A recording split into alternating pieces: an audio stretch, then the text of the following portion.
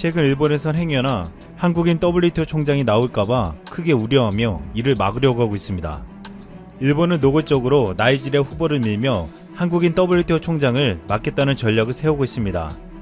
그런데 왜 애초부터 일본은 자국에서 WTO 총장 후보를 내세우지 않았는지 궁금해지고 있습니다. 일본은 이번 WTO 사무총장 선거에 일찌감치 자국 후보를 내는 것을 포기했습니다. 마이니치 신문은 주요 강력 경험자 중에 영어를 제대로 구사할 수 있는 적임자를 찾지 못했기 때문이라고 했습니다.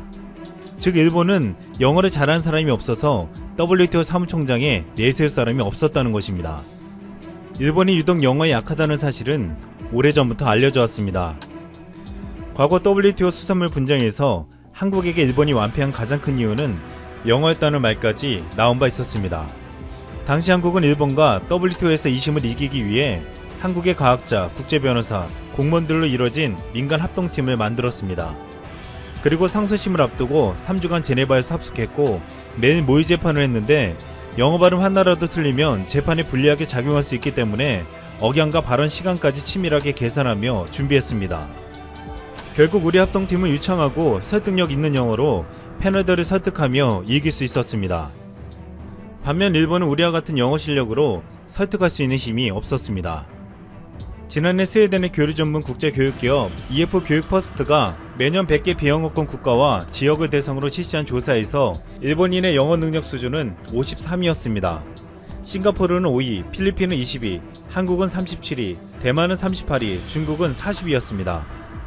일본의 국제문제 전문가인 구니 미야케는 일본 온라인 매체 더 재팬 타임스에 일본의 영어 교육의 심각성을 지적하는 사설을 게재한 바 있었습니다. 구니 미야케는 태국 방콕에서 열리는 아시아태평양 싱크탱크 정상회의에 참석했는데 패널들은 독일과 싱가포르, 스리랑카, 인도, 한국의 외교정책 전문가들로 모두 그 지역의 복잡한 안보 문제를 유창한 영어로 토론했다고 했습니다. 하지만 이 과정에서 일본의 참가자들은 영어 실력이 부족해 질문이 있는 것 같아도 좀처럼 손을 대지 않고 조용했다고 했습니다. 일본 참석자들은 대부분 고학력 연구원이나 국제문제 전문가들이었습니다. 그들은 적어도 6년 동안 영어를 공부했고 외국에서도 공부했지만 그러나 그들의 영어는 다른 비영어권 국가들에 비해 열등해 보였다고 했습니다. 일본의 주요 언론들은 이 모든 것이 일본의 잘못된 영어 교육 때문이라고 지적했습니다. 일본인은 최대 12년 정도의 긴 세월에 걸쳐 영어와 접하는 상황이 있음에도 불구하고 영어를 못하는 사람이 대부분입니다. 학교의 영어 교육은 기본적으로 읽기와 쓰기에만 집중되어 있으며 그저 시험에 통과하기 위한 공부로만 그치고 있다는 것입니다. 교육뿐만 아니라 일본 사회는 영어가 필수가 아니기 때문이라는 말도 있습니다. 일본은 영어가 회사 입사에 큰 영향을 끼치지 않고 외국인이 많은 지역에는 영어를 쓸 필요가 없었습니다. 이 때문에 영어를 제대로 배우지 않는다는 것입니다. 또한 일본인이 유난히 영어를 못하는 데는 일본에는 수줍어하는 성격의 사람들이 많다는 것입니다.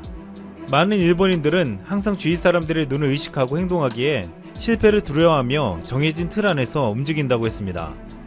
이런 환경과 행동 속에서 영어 학습은 실수를 반복하며 점점 능숙해지기보다는 실수를 두려워하며 소극적인 태도에 제자리 걸음에 머무르고 있다는 것입니다. 또한 일본인의 영어 성장을 막는 것은 가타카나라는 말도 있습니다. 일본에선 자국의 국가에서 수입된 말이나 강조하고 싶은 말 등을 표기할 때 보통 히라가나 대신 가타카나를 쓰고 있습니다. 그동안 가타카나는 일본 내에서 독특하게 발전해버렸습니다. 텔레비전을 테레비로, 애플을 아프루라고 변형되어 불렀습니다. 일본인은 항상 이러한 가타카나를 접하고 있으며 실제로 그게 맞다고 생각하는 사람들이 많아졌습니다. 실제 영어와 일본식 영어인 가타카나는 점점 거리가 멀어진 것입니다. 올 초 도쿄올림픽 국립경기장 내에 영어 표기 안내판 중 의미불명의 표현이 다수 있는 것으로 확인된 바 있었습니다. 대표적인 예가 컴다운, 쿨다운, 안녕 우리 경기장 등이었습니다. 전문가들은 일본이 웃음거리가 될 뿐만 아니라 혼란을 부를 우려가 있다고 지적했습니다. 컴다운, 쿨다운은 장애인을 위한 공간에 부착된 문구였는데 일본의 유명 동시통역가이자 번역가인 토리카이 쿠미코 리코대 명예교수는 명령형으로 진정하라고 하는 것은 신뢰되는 표현으로 잘못된 의미를 전달한다고 했습니다. 일본 기타큐슈 대학에서 강의하는 미국인 교수 로셀코프는 국립경기장에 1조 원 이상이나 투자하면서 왜 영어 표기에 대해서는 충분히 생각할 수 없었는가라고 지적했습니다. 또한 일본의 유명 아나운서 나가노 미나코는 미국에서 열린 제85회 아카데미 시상식 취재를 하며 영어를 하지 못해 국제적인 망신을 당하기도 했습니다. 그는 시상식에 앞서 레드카펫에 걸어 들어오는 할리우드 배우들에게 다가가 영어로 즉석 인터뷰를 시도했지만 누구도 그의 말을 알아듣지 못했습니다. 이 때문에 그의 옆에 있던 오자키는 나가노의 영어를 다시 통역해 배우들에게 전달했고, 이러한 장면은 와우와우 채널을 통해 일본 현지에 방송됐습니다. 일본 누리꾼들은 창피하다, 나라 망신시키는 듯, 말도 안 되는 영어 실력이다, 나도 못 알아듣겠다라는 등 비난하는 반응을 보였습니다. 얼마 전 아베 총리도 감염병 사태에 관한 발표를 할 때 클러스터라는 말을 썼습니다. 아베가 말한 클러스터는 소규모 환자 집단을 뜻하는 클러스터를 말한 것이었습니다. 이에 일본 내에서는 전염병의 심각성을 말하는데 왜 모든 사람들이 알아들을 수 없는 영어를 쓰냐고 비판받았습니다. 하지만 아베가 쓴 클러스터는 일본인도 못 알아들었지만 일본에 사는 영어권 외국인들도 못 알아들었습니다. 이 같은 일이 벌어지자 일본 내각 중에 영어를 가장 잘한다는 고노다로 방위상이 나서 외국어 표현 사용을 자제하자고 주장했습니다. 고노다로는 자신의 트위터 계정에 왜 가타카나 란 제목의 글을 올렸고, 이 글에는 24만 건이 넘는 좋아요 반응이 붙었습니다. 고노다로는 왜 일본어로 표현이 가능한 걸 가타카나를 쓰냐며 모든 사람이 이해하기 쉬운 말을 써야 한다고 주장했습니다. 하지만 그나마 일본 강요 중에 영어를 제일 잘한다고 한 고노다로의 말은 제대로 된 영어가 아니면 일본어를 쓰라는 말로도 해석될 수 있었습니다. 한국은 과거 WTO에서 재판할 당시 영어의 디테일한 발음과 억양까지도 신경쓰며 완벽한 영어를 구사했습니다. 하지만 일본은 영어를 잘하는 강요가 없어서 WTO 수정 후보도 내지 못했고, 일본 내에서는 영어를 제대로 교육받지 못하며 그나마 하는 영어도 일본식 영어 가타카나로 구사하고 있습니다. 앞으로 일본이 국제사회에서 한국의 급부상을 막으려면 제대로 된 영어 공부부터 해야 할지 모르겠습니다. 지난 5월 21일 일본 브랜드 GU가 오는 8월에 한국에서 철수한다고 발표했습니다. 2018년 9월에 송파구 롯데월드몰에 첫 매장을 내면서 한국에 진출한 지 1년 9개월 만에 GU는 사업을 정리하게 된 것입니다. 이 소식은 일본에도 속보로 전해졌고, 일본 제품 불매운동과 C19 사태로 큰 타격을 입었다고 설명이 되었습니다. GU의 완전 철수는 일본인들에게는 이해할 수 없는 충격적인 일로 큰 충격을 주었고, 오늘까지도 관련 뉴스가 이어지고 있습니다. GU는 일본인들이 가장 사랑하는 브랜드이며 많은 잡지에서 새로운 제품과 코디를 추천해줄 정도로 주목받고 있는 친근한 제품입니다. GU는 2009년 유니클로의 하위 브랜드로 출발했지만 990엔 청바지 등으로 대박을 터뜨리고 2011년 하이패션 브랜드로 변경했습니다.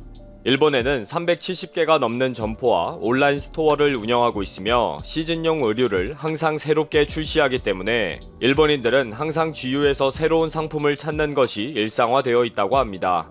그런데 이렇게 사랑하고 자랑하는 브랜드인 GU가 한국에서 폭망하고 결국 눈물로 철수했다 라는 소식이 전해진 것입니다. 그러다 보니 GU는 한국인들의 무서운 일본 제품 불매운동을 상징하는 브랜드가 되어버린 것입니다. 일본 불매운동 초기에 일본 맥주는 맛이 있어서 한국인들은 포기 못한다, 가정에서나 일부 술집에서 몰래 마시고 있다 등의 헛소리가 99% 수입 축소로 망신살 뻗친 충격보다 더 크게 느끼는 부분이 있는 것입니다. GU가 한국에서 철수한다는 소식은 일본 언론의 속보로 전해졌습니다. 철수 이유에 대한 자세한 분석과 칼럼과 후속 기사들이 쏟아졌습니다. 이렇게 끊임없이 GU 관련 뉴스가 나오다가 결국은 GU 폐쇄는 한국인의 비정상적인 행태이다 라는 비난까지 나왔습니다. 9일자 프레지던트 온라인판에는 한국에서 GU 점포를 폐쇄했던 비정상적인 반일은 끝을 맞이할 수밖에 없다 라는 기사를 통해 GU가 반일 감정으로 패점하게 되었다고 소개하고 있습니다. 한국의 젊은 층과 경제계는 한국의 국력을 키우기 위해서는 반일 자세를 버려야 한다고 생각하는데 한국 정부가 막고 있는 비정상이 계속되고 있다고 했습니다. GU 같은 브랜드에 애착을 느끼고 사랑하지 않는 것이 비정상이라는 것과 같은 논리네요. 일본인들은 일본 맥주를 안 마시는 것도 비정상이고 닛산 자동차를 구입하지 않는 것도 비정상, GU 같은 브랜드가 패점하도록 구입하지 않는 것도 비정상이라는 것입니다. 그리고 처음 한일 경제 갈등의 보복이 한국의 오해와 이해 부족에서 시작되었다고 줄곧 이야기를 합니다. 일본은 수출 규제 관리에 문제가 있는 것을 발견하고 특정 품목의 수출 관리 운영을 검토한 것뿐인데 한국이 징용공 배상 문제에 대한 보복으로 인식하고 일방적으로 반일 운동을 만들었다고 했습니다. 이런 비정상적인 반일 운동을 한국 정부가 의도적으로 만들고 있다는 식입니다. 그래서 지유가 피해를 입게 되었다는 거죠. 무슨 이런 뻔히 속보이는 거짓말을 아베 정부 관료, 정치인, 언론, 일본 국민들까지 일치 단결해서 할 수가 있을까요? 이런 말도 안 되는 억지에 스스로 부끄러워하는 사람이 그렇게 없다는 말인지 이해가 안 됩니다. 그러면서 패스트 리테일링 그룹의 대표적인 간판 브랜드인 지유와 유니클로는 이런 비정상적인 반일 운동의 피해자인데 일시적인 고통이니까 잠시 참고 있어야 한다고 조언합니다. 지금 한국의 젊은이들은 일본을 중요시하고 있기 때문에 한국 정부가 무조건 반일 분위기로만 계속 몰아가기가 힘들다는 것입니다. 취업 기회가 부족한 한국보다 일본에 취업하려는 청년들이 많기 때문에 한국 정부가 반일 자세를 계속할 수 없다는 거죠. 그래서 결국은 한국 정부가 고집을 꺾고 대일 정책을 바꾸면서 일본과 안보와 경제 협력을 하자고 손을 내밀 수밖에 없다는 것입니다. 그래서 지유 같은 기업들은 그 변화의 때를 기다려라 라고 결론을 내리고 있습니다. 정말 앞뒤 없는 논리이고 소설이네요. 이런 글을 적으면 얼굴이 화끈거리지도 않나 봅니다. 이런 황당무계한 논법의 글이라도 혐한이라고 하면 추천과 좋아요로 지지를 보내는 일본인들도 신기합니다. 이런 말도 안 되는 논리의 한국 비난 칼럼과 기사들은 거의 매일 쏟아집니다. 한국의 문재인 정부가 실패할 수밖에 없는 대일본 강경책을 쏟아내는 이유 등의 기사를 통해서도 일본 불매운동은 실패할 것이다. 한국인들은 일본 제품을 원하고 있다. 일본 제품을 사용하지 못하는 불편함 때문에 정부에 큰 불만을 가지고 있다. 등으로 소설을 쓰고 있습니다. 한국은 일본의 보복으로 그로기 펀치를 맞게 될 것이다. 한국은 지금 정상적인 판단을 못하고 있다. 등 말도 안 되는 헛소리를 연일 쏟아내고 있습니다. 일본에서는 지유 폐점 뉴스가 닛산 자동차 철수보다 더 큰 반응을 일으키고 있습니다. 아마 일본인들이 가장 애착하는 브랜드이다 보니 공감이 더 쉬운 것도 이유가 될 것입니다. 그러다 보니 지유를 거부하는 한국인들에 대한 비난이 더 거칠어지는 것 같습니다.